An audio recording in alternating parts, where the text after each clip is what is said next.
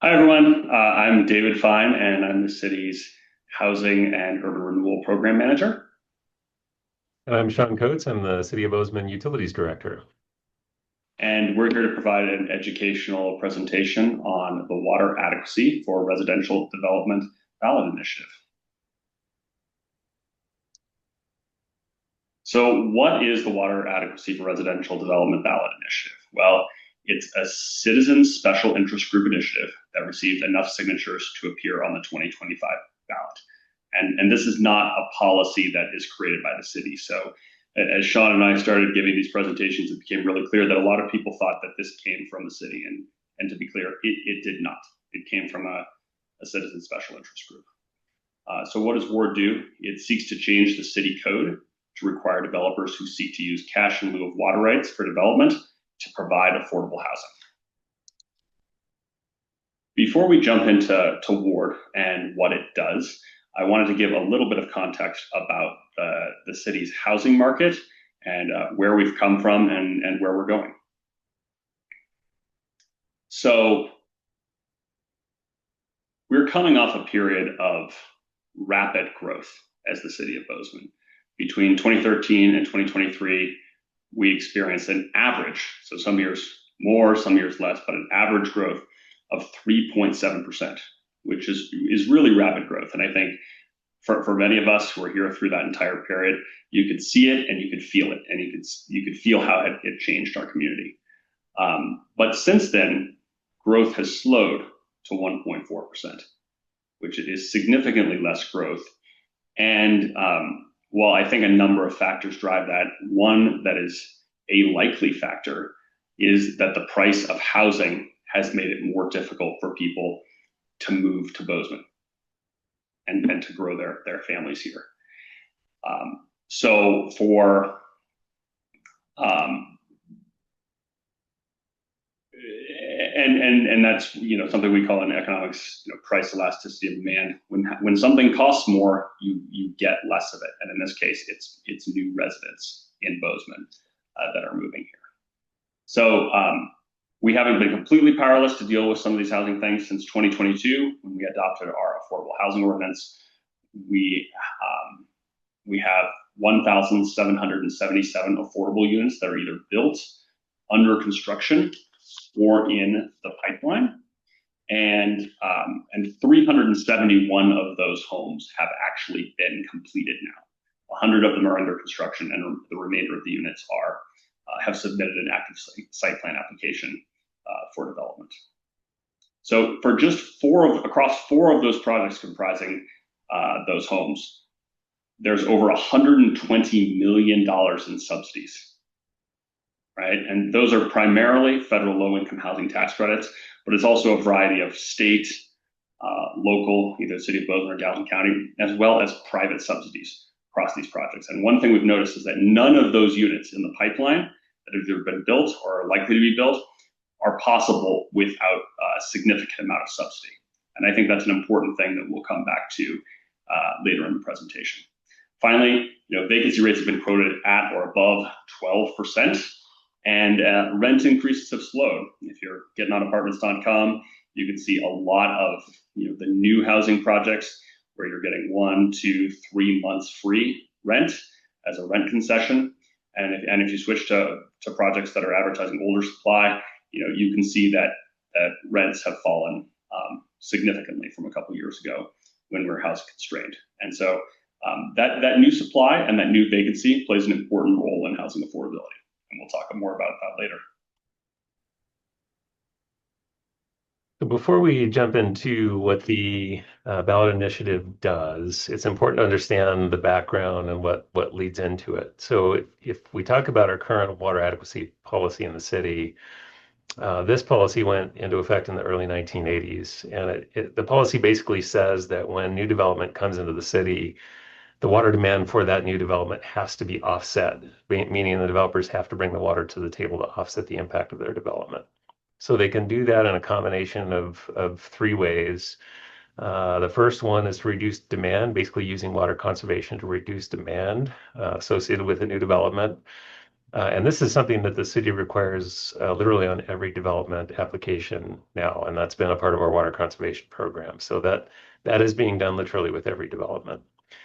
Now, the second thing that development can do to offset its demand once they've reduced the demand to the extent they can is they can pay cash in lieu of water rights to the city, and then the city uses that cash to acquire the water rights to offset that water demand. And then lastly, a developer can bring usable water rights to the city. That last option is particularly challenging, and you see that in the number here, and that is, 99% of the development since the 1980s really has used that cash in lieu policy, and there's a very good reason for that, and I'll talk about that in a moment.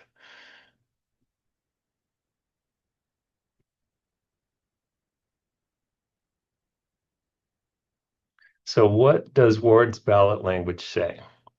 So it says that the initiative would amend the Bozeman Municipal Code only to allow development to pay the cash in lieu of water rights if the development provides 33% or more of the dwelling units as restricted by deed for 99 years or as long as the law allows, and sold at 120% or less of the area median income for sale or rented at 60% or less of AMI. And David will talk a little bit about those AMI definitions later if you're not in the know about those definitions. And the initiative specifically says that these limits apply to all residential development of 3 units or more. One thing that I want to highlight here is the water adequacy code applies at the time of subdivision development or at the time of site plan development. So, if you have, say, 100 single family home subdivision, 100 units is more than 3 units. So this language would apply to a single family home subdivision, just like it would apply to multi-story, like a 3-story apartment complex. So it's important to understand the definition there. The initiative would also do a second thing, and that is it would repeal part of the city's existing code that allows development to offset its demands doing off-site water conservation measures. So what that means is, I'll give an example. If a development were to say, okay, I'm going to go to an apartment building in the 70s and replace all the toilets and the shower heads with low water use fixtures, and then get a credit back for that to offset the demand of my development, that is currently allowed by city code. The proposed ballot initiative would remove that as an option. So what happens if the ballot initiative is approved by the voters? So first of all, the access to that cash in lieu of water rights tool becomes restricted, requiring that 33% of the housing product must be provided as affordable housing in order to pay the cash in lieu of water rights to offset that water demand for development.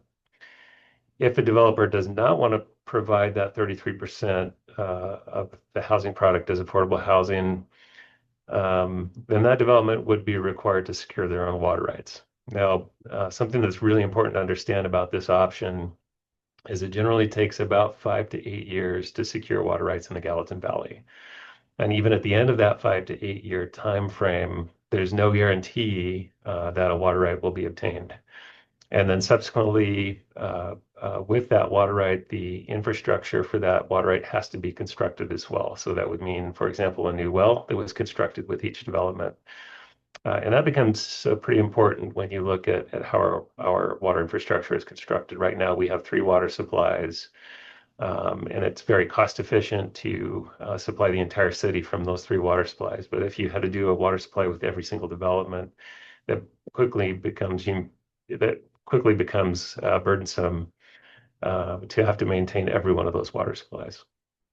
And the last item here, again, relating to the water conservation element of the initiative, it's saying that, you can no longer use offsite water conservation measures. And so it basically takes away that water conservation tool that we have currently in our city code. So a few water facts. Bozeman currently gets water supply from three sources. We get water supply from the Highlight Creek watershed. That includes the creek and the reservoir. We get about 40% of our water supply from the Bozeman Creek watershed out of the sourdough drainage. And then lastly, we get about 20% of our water supply out of the Lyman Spring, which is out of the Bridger Range. A few facts. There's been a commentary that I've heard that Bozeman is running out of water, so that's not true. Bozeman is not at risk of running out of water. So anytime we get a development application into the city, we check the demand associated with that development against our supply. And then we have to put literally our engineer's stamp and submit that to the state that says, yes, we have the water supply to support this development. And to give an indication of our current water supply picture, in a normal water year, meaning in 2024, we summed up all of our demands for the year. We used 43% of our available annual water supply. Now, our water supplies are drought prone. So if we had a significant drought year, so a 1 in 50 year drought condition, using those same 2024 demands, if we were in a drought year, we would have used about 60% of our water supply. So it gives you a sense that we definitely have some room to grow just using our current water supply. But the other thing that's important to note here is that the city of Bozeman proactively manages its water supply. And you know, those 43 and 60% numbers really are a snapshot in time. We continue to advance our water conservation programs. We continue to work on our long-term water supply. So, for example, we have a water conservation master plan that we've implemented 11 out of 18 measures to date on that water conservation plan. We intend to continue to develop additional water conservation measures. So we'll continue to reduce the demand side of the equation. And then on the water supply side, we also have a 50-year water supply plan called the Integrated Water Resources Plan. And basically what that does is it lays out our priorities for development of water supply going forward. And we continue to work on that as well. So we're really working on both the demand side of our water supply as well as the supply side of our water supply. So, you know, two sides of the same coin.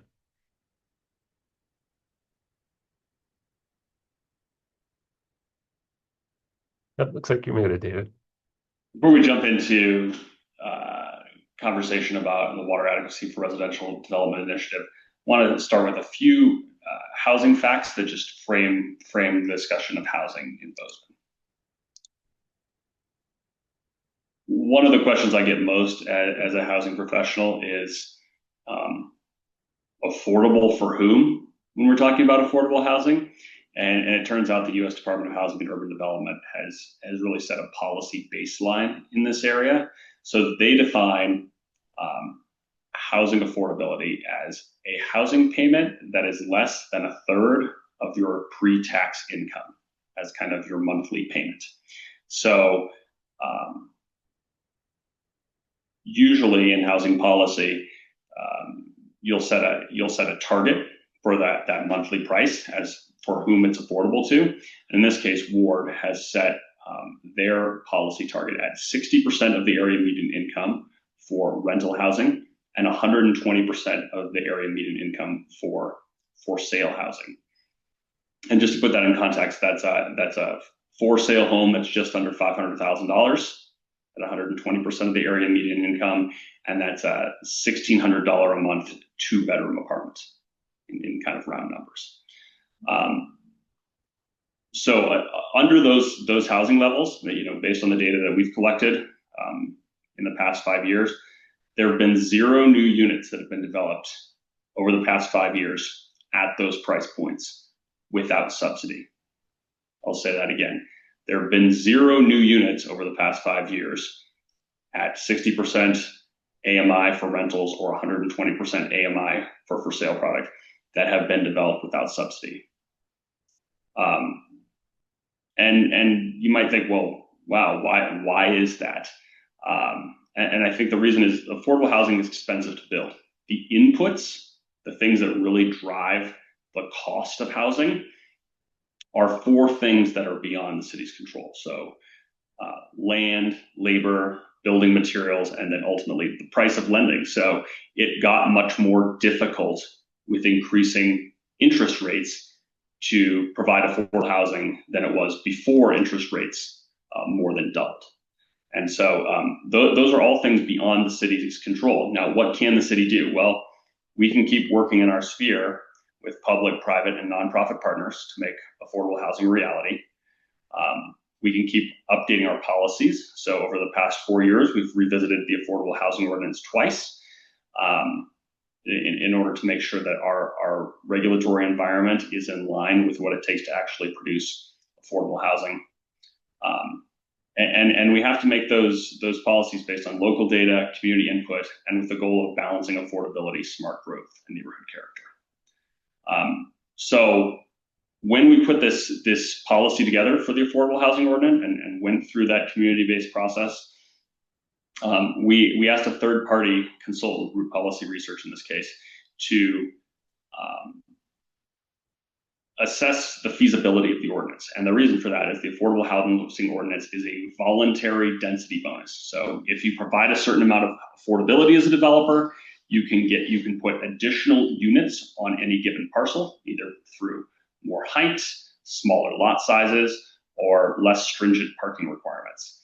And so even with those density bonuses, Root found that projects couldn't achieve more than 5% of their units affordable with that kind of land cost subsidy from the affordable housing ordinance. And it just that tool we have to allow more density only produces 5% affordability. And so getting above that 5% level, especially for rental housing, is going to require more than just that particular policy tool. We also asked a firm, Economic and Planning Systems, which is a land use economics firm out of the Denver area, to look at the Ward initiative and develop two kind of hypothetical pro formas for what it would cost to develop under the baseline scenario, so without Ward. So that'd be doing a project today without the water adequacy for residential development initiative, and then one with a requirement of that 33% affordability requirement. And what they found is under the current market with Ward's affordability requirement, no developments are adequately profitable in order to proceed. So let's take a look at these. On the left side of that slide, you have a single family home development. This is a hypothetical 30-unit development. It has land costs are part of this, as well as construction costs. And there's a target profit margin, so this is a fairly normal return for someone who's building a single family home of 10%. It is profitable to build single family homes in Bozeman. I don't know if that really surprises anyone. But when you introduce that 33% requirement, things change. Across all 30 units, that the average sale price for all 30 units with the affordability requirement is now $676,000, so more than $100,000 less in sales revenues.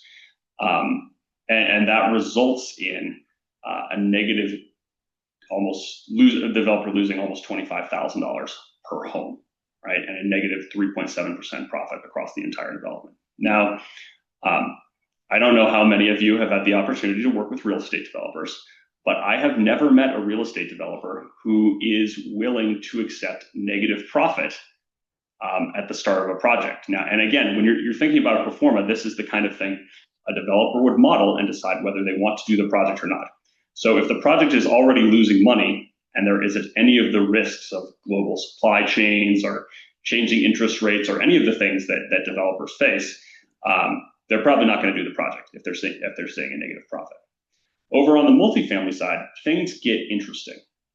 So profitability is measured differently for multifamily rental product, and a way to compare these projects across profitability across all different kinds of investments is called yield on cost.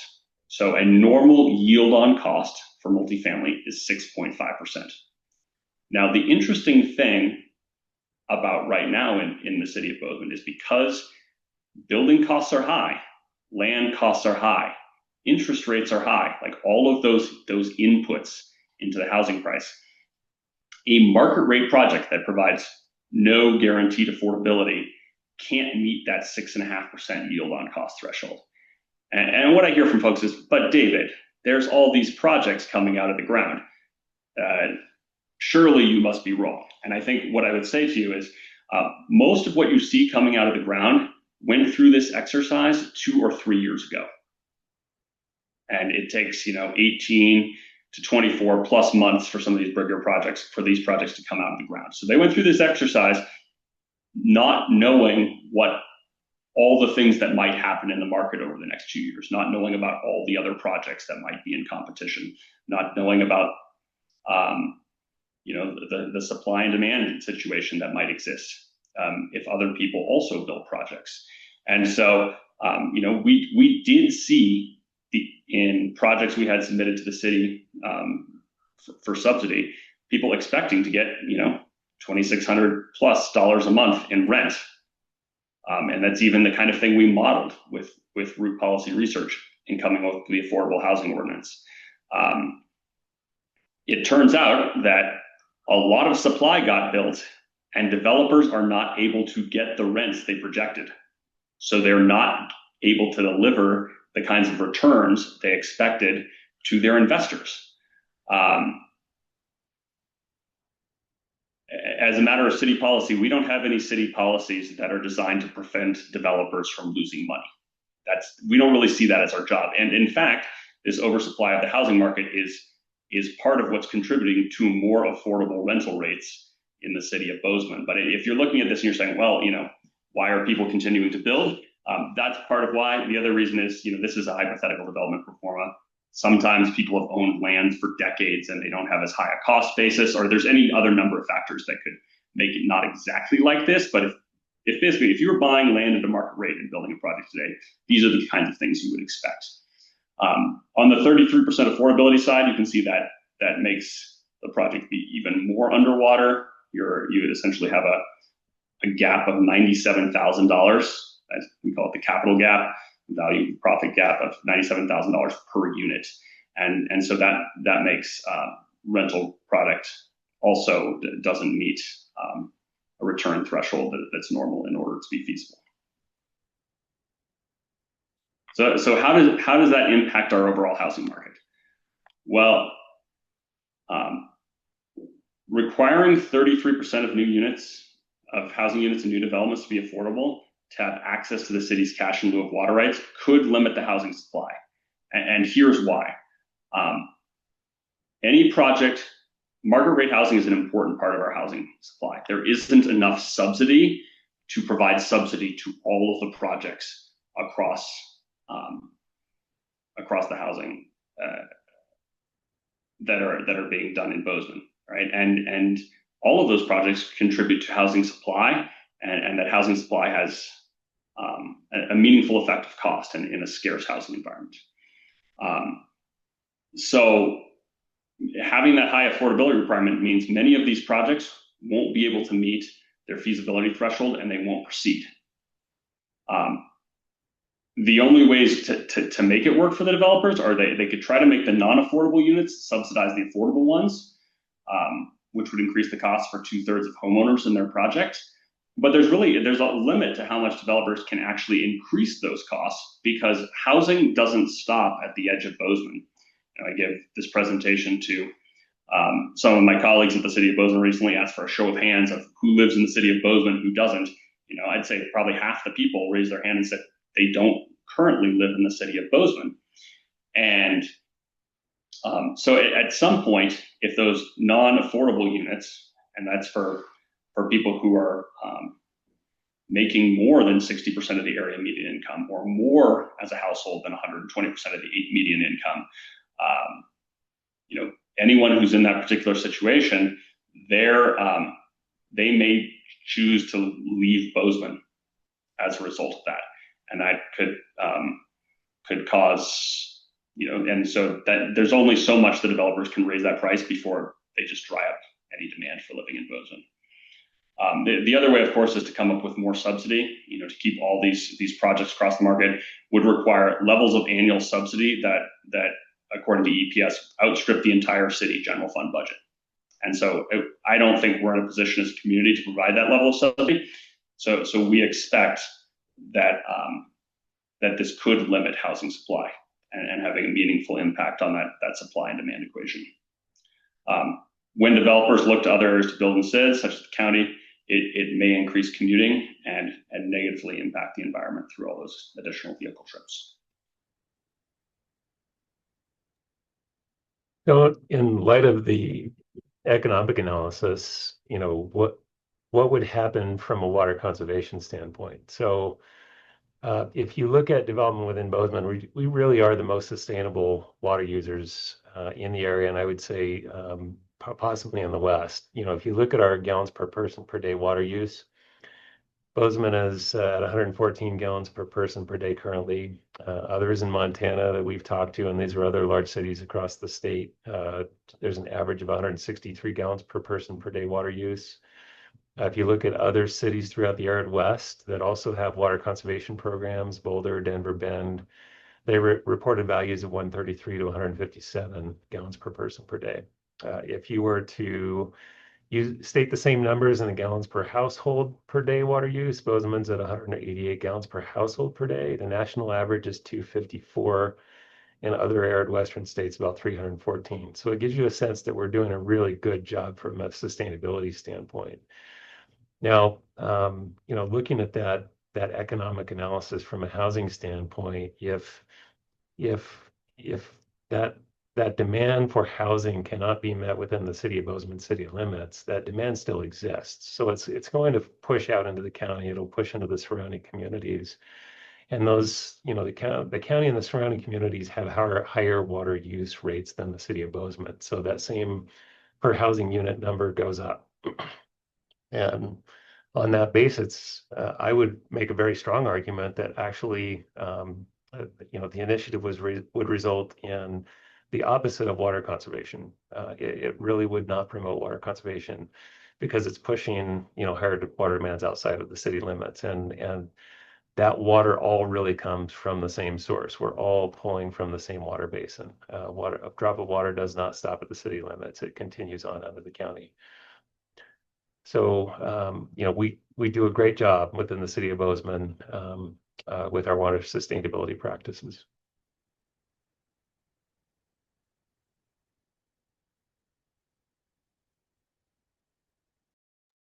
I'd like to think about what we can do together as a community in light of these challenging approach.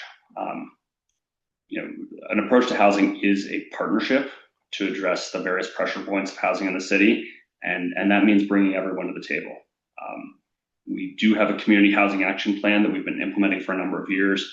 As I mentioned earlier, that's resulted in 1,777 units that are either built or in that development pipeline. We're implementing that integrated water resources plan and updating that plan to make sure we have the best approach for our water management and future water supply in the years ahead. There's an election coming up on November 4th. Just some technical considerations. Ballots will be mailed by October 17th. Those ballots should be returned by mail or dropped off at an election drop-off location. And if you're unsure about your current voter registration status, you can find out more about that at voterportal.mt.gov. I'll leave you with 3 facts on the ward initiative before we move into questions. First, it's unlikely that this initiative will result in more affordable housing due to the high costs and the 33% requirements. At this time, Bozeman is not at risk of running out of water. We proactively plan our water supply and emphasize water conservation to ensure current and future residents have access to water. And then finally, I just leave you with that there is no silver bullet to make housing more affordable. And ward is another regulatory barrier that creates barriers to comprehensive solutions. So with that, I'm just going to stop sharing the screen here. And we received a number of questions from Gallatin Valley Sentinel. We're going to try to address many of them today.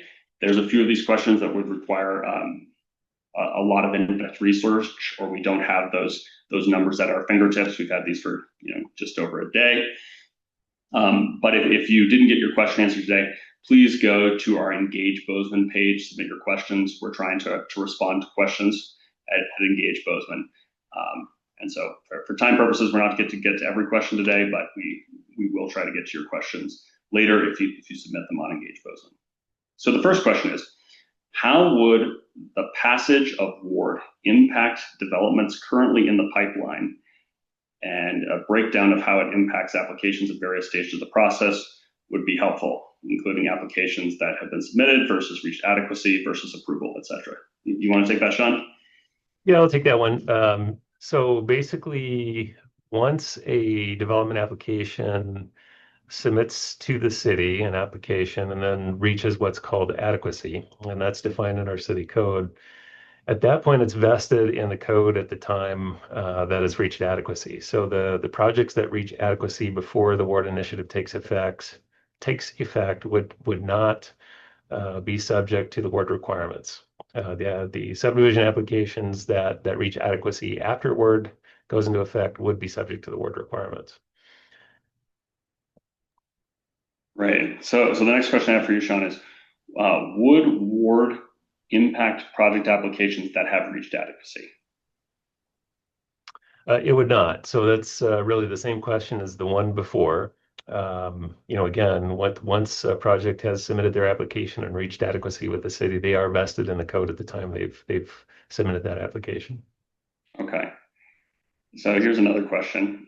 How would WARD impact someone that might own a large parcel of land who wants to subdivide it to sell vacant lots for people to purchase and build their own homes? Would they need to comply with WARD? And if so, under what circumstances would they not have to comply with WARD? Yeah, so if somebody owns a large parcel of land and wants to subdivide, so you have to go back to what the WARD language says. It says for 3 or more units, the WARD initiative applies. So if the subdivision includes 3 or more single-family home units, then the subdivision would in fact be required to meet the WARD requirements. If the subdivision included larger site plan lots where you might have, say, an apartment complex on it, it would also apply to that if it was 3 or more units for that apartment complex. It would not apply to, say, a lot that was divided into 2 lots where you were just going to have 2 single-family homes or a duplex unit on those lots, that kind of a thing. But it's broadly applicable. The other thing that I would say is WARD does not apply to a commercial type project. It only applies to residential. So Sean, you could build a hotel with under WARD, and you wouldn't be subject to this requirement to provide a water right? That's my understanding. I think we'd have to talk to our city attorney to confirm that, but that would be my understanding. Gotcha. So the next question is, do the city's growth projections and housing needs analysis include students? And there's another question after it, and I'll lump these together because I think they're the same answer. Does Bozeman's AMI include student income? So I think that kind of the broad answer to the question is about where we get the data. We get that kind of data about population, like the baseline data, and then for projections we apply. Usually our consultants are applying certain other kinds of analysis to it. But the baseline data comes from the U.S. Census Bureau, and a lot of the more up-to-date data comes from their American Community Survey that they do, and they have their own rules regarding who they pick up and who they don't. For students, it's complicated. It's kind of about how they ask the question about their primary residence. There's also some criteria about whether they're in a more group living situation like a dorm versus their own household in a housing unit off campus. And so it's pretty complicated, but I think at a high level, the answer is yes, and it includes students, yes, and it doesn't include all students. But really, this is the data that we have to work with. To the extent that we think data is valuable and it's something we should use to drive our policymaking, we don't have something better than what the U.S. Census Bureau is providing. And so we have to make our data-driven decisions within that policy framework. I think the next question is probably best for Sean. If developers take advantage of the cash in lieu of water rights and build 33% affordable housing, how exactly would that be conserving more water over the current process of housing construction? Yeah, and the reality is it doesn't. So it's a unit of housing is going to use the same amount of water in Bozeman, whether it meets this affordable requirement or not. Now, that being said, if you look at a single family home compared to a multifamily unit, a single family home unit will use more water than a multifamily unit. And largely that's because single family home construction has a lot more landscaping. And if you look at our water use numbers, we use about 50% of our water supply annually just on irrigating yards. So there is a pretty big water demand associated with the single family unit. But that being said, this initiative really doesn't change the water conservation picture inside the city limits. Now, again, if you go back to the discussion in our presentation, if you look at the economics, and the economics is saying, it makes it really hard to construct, housing in Bozeman. So if that pushes housing outside of the city of Bozeman because the demand for housing is still there, again, that development that would happen outside of the city of Bozeman city limits is not subject to the same water conservation measures that we have in the city.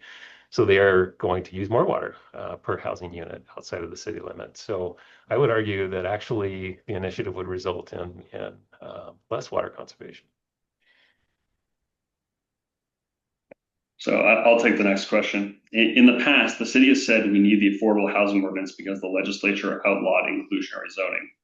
In the recent EPS presentation to the commission, the presenter described Ward as an inclusionary zoning policy. Does the city also see it this way?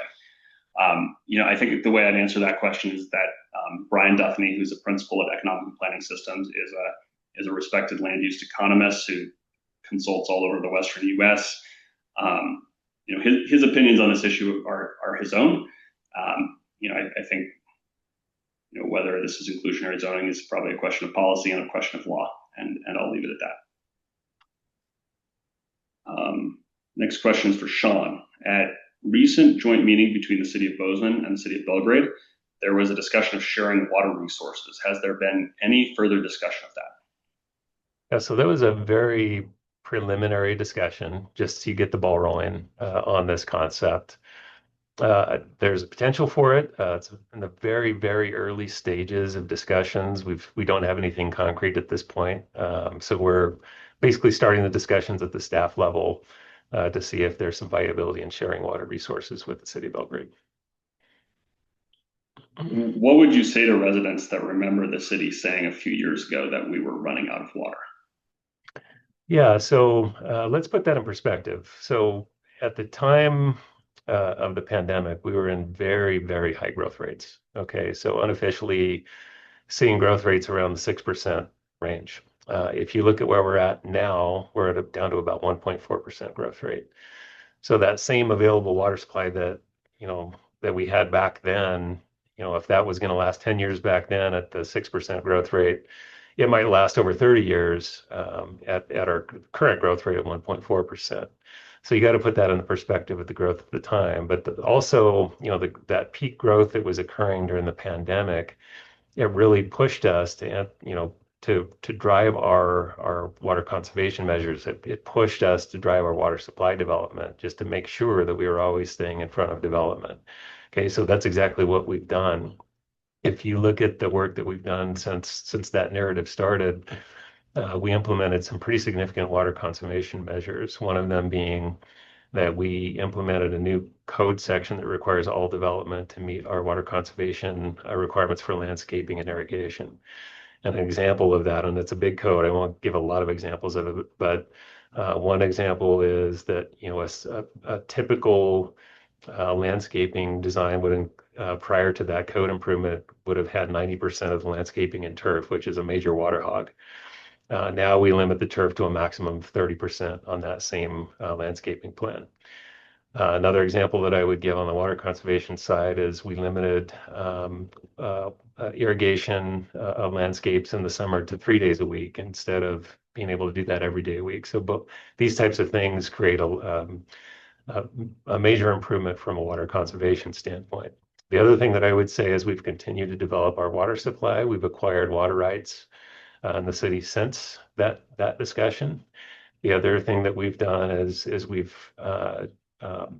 implemented some non-potable irrigation systems. So, for example, we irrigate our sports park and we irrigate our cemetery, which are large water demands, with non-potable sources. So basically, old agricultural irrigation water rights. And that means that we're no longer supplying that irrigation from our potable water supply system. So we're seeing gains by improving our water supply. So the important take-home message here is that you have to look at the snapshot in time where we were at, back at the peak of the pandemic compared to now, which is a different snapshot in time and where we've done a lot of work to advance our water conservation and supply programs. And we're in a pretty good spot. We've done a lot of good work.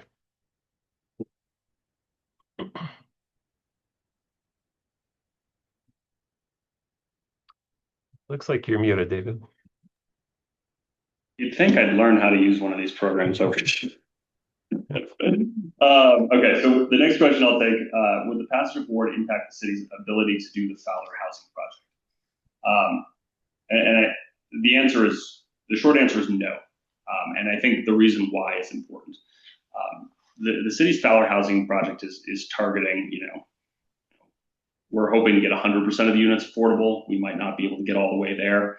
But part of the way we're able to do that, and so as a result, I think our goal would be to meet something that significantly exceeded that 33% target with this city project.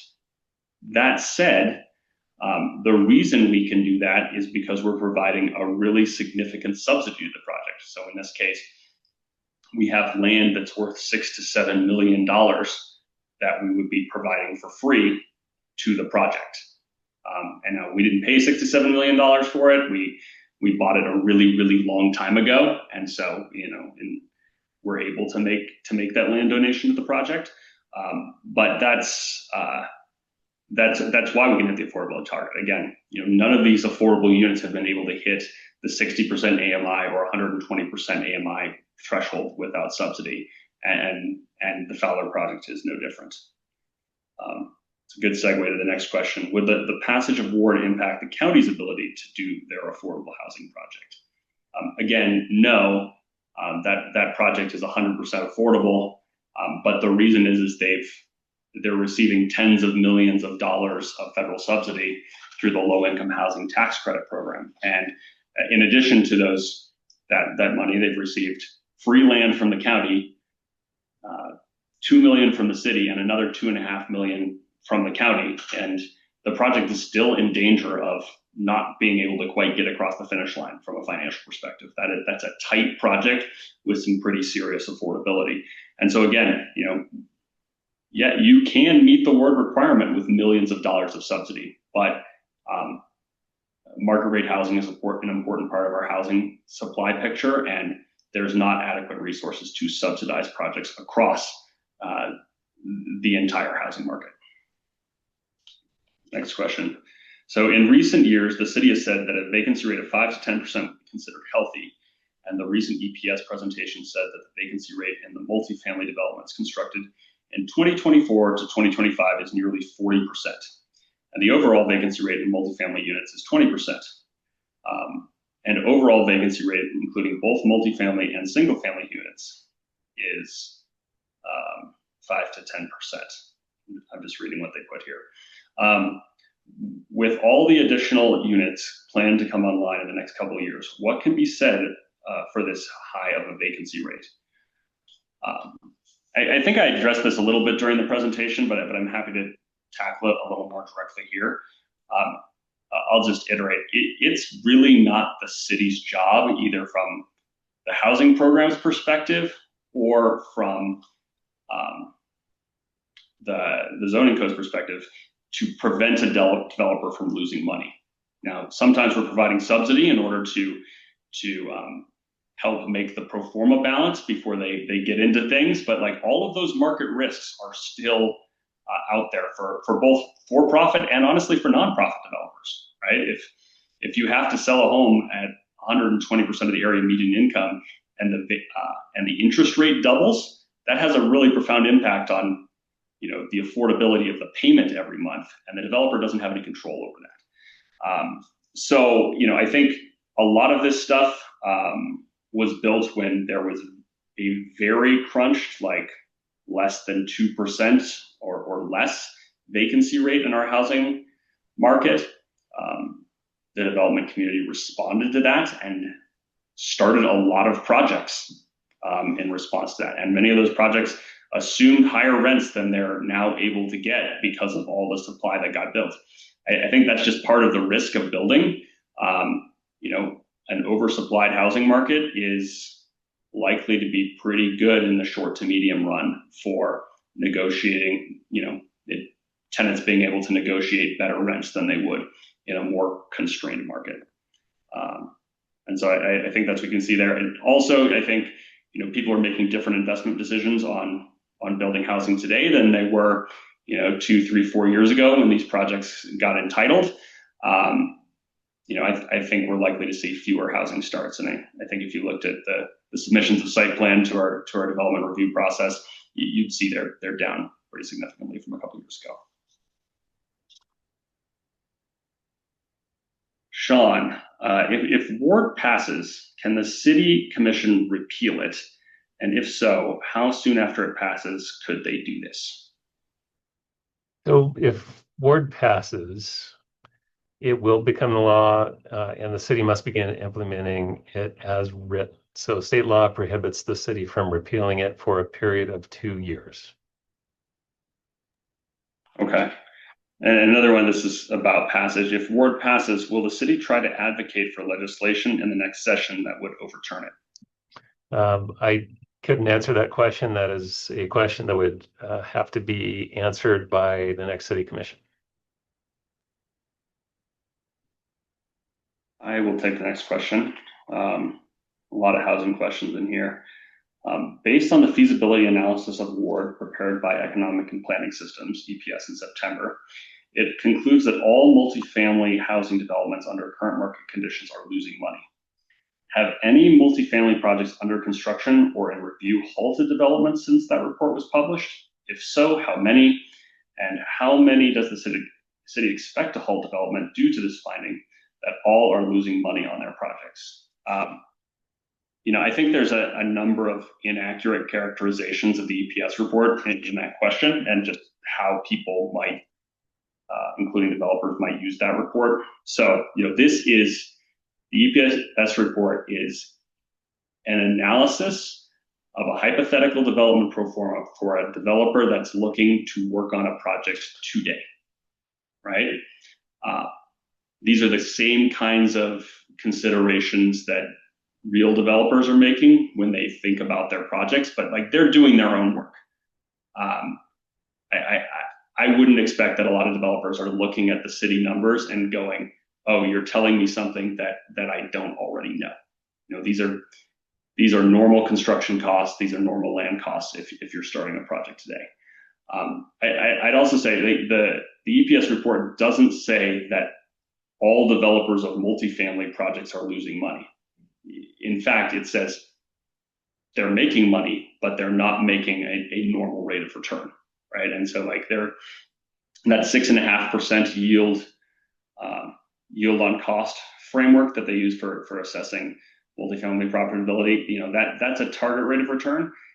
There are lower rates of return, but again, in terms of where these investment dollars go, many of these folks are looking for a specific rate of return, and if they can't get that return, they're not going to start projects.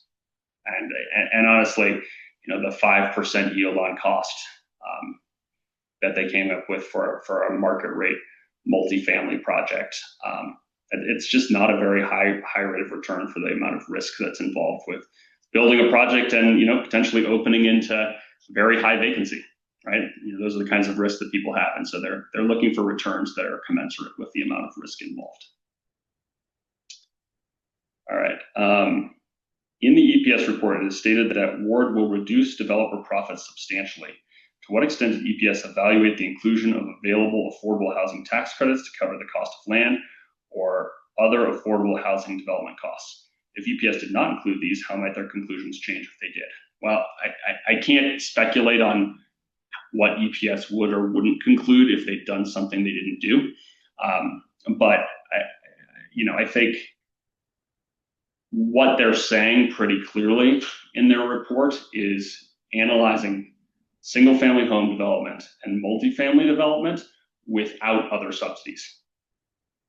And while low-income housing tax credits are part of the housing picture and people can get those tax credits, there aren't enough tax credits for all the projects in town.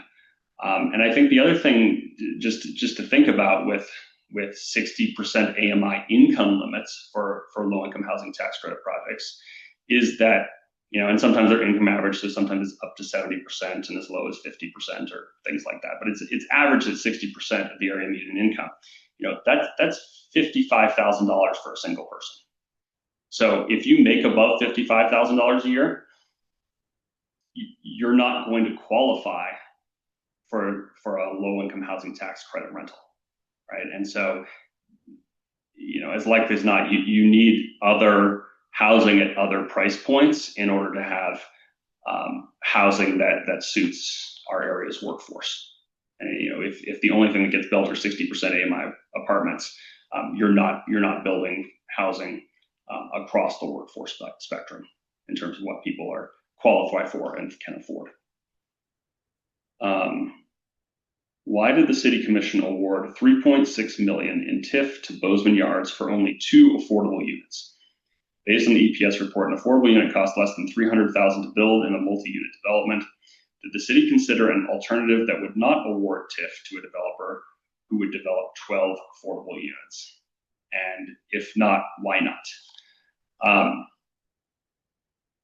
So I'm actually really happy to have the opportunity to talk a little bit about Bozeman Yards, because in some of the public comment and public statements, it keeps getting mischaracterized. So the Bozeman Yards project is an urban renewal district. It provides for sale condominium units, and there are 2 affordable units in the project because they did take a height bonus to use the affordable housing ordinance. But in terms of our development agreement to assist with the project through the urban renewal program, we actually didn't subsidize affordable units with that project. In fact, urban renewal funds are primary and infrastructure development tool. So, there's very old water, sewer, streets surrounding that project that don't meet current development standards. One of the roads was just full of potholes until recently. There's standing water in that area. There's no stormwater systems. One of the impediments to developing the Bozeman Depot has been the fact that it's a small building and it just doesn't pencil out to bring the entire street adjacent to that property up to new development standards, and that's part of the reason the depot doesn't develop near there. And so the money we're providing to that project is only for the public infrastructure. And what's important too is, so that's water, sewer, streets, sidewalks, things that the public can use as they walk around the neighborhood, things that future adjacent development could use. And also, we're not actually providing that money at this time. So the way that deal is structured is the developer actually has to pay all the costs of putting in that public infrastructure, that $3.6 million in public infrastructure. And then we will only pay them back once the project is complete and there's new tax revenue. So it's one of these things we call a but-for argument. Perhaps but for these investments in public infrastructure, the project wouldn't be feasible. And on the other side, we wouldn't be able to be in a position to upgrade this infrastructure and make these improvements without the developer's investment. and that's really how that works. So I think it's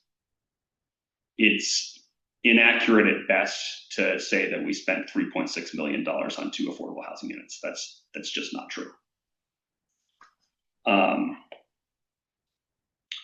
For the Bridge Review development, $15 million was donated for the project, which funded the development of approximately 33 below market homes and 29 market rate homes, thereby subsidizing market rate developments. Why did the city subsidize market rate homes? And did the city consider only subsidizing below market homes and increasing the total number of these units developed? So the Bridge Review project is an amazing project. It's over by the Story Mill Community Park. It's a really cool and almost entirely privately funded, I think totally entirely privately funded project. And it's roughly half affordable units and half market rate units. And so a mixed income community was a big part of what the developers wanted to do. I'm not aware of the city subsidizing any of the market rate projects. I think our involvement in this project was negligible from a financial perspective. And I think what's important is that the $15 million was private money. So if you have a roughly 50-50 market rate and affordable housing development, the subsidy per unit for those affordable units is over $350,000 per unit, right? And that all came from a very generous private benefactor. And there are not very many private benefactors like that around in the housing space. So, I would love to do more projects like Bridge Review, and I'd love to find more private benefactors that wanted to help us do that. But right now, we're just not able to make that happen. As of January of this year, the affordable housing ordinance in place since 2002 had not produced a single affordable home. The city has stated that it cannot force developers to build affordable housing. What other tools is the city putting in place to ensure sufficient affordable housing exists before our finite resources, including water, are consumed? So it's really important when you ask a question to choose the right snapshot in time. It takes a long time to develop housing. Right now, we have 371 homes that have been delivered under the affordable housing ordinance. So a lot of construction was just wrapping up this summer. And so that program, as I mentioned earlier, has continued to bear fruit. We have 1,777 units in the pipeline and or already constructed. And so I think we're making pretty good progress towards long-term affordability with that program.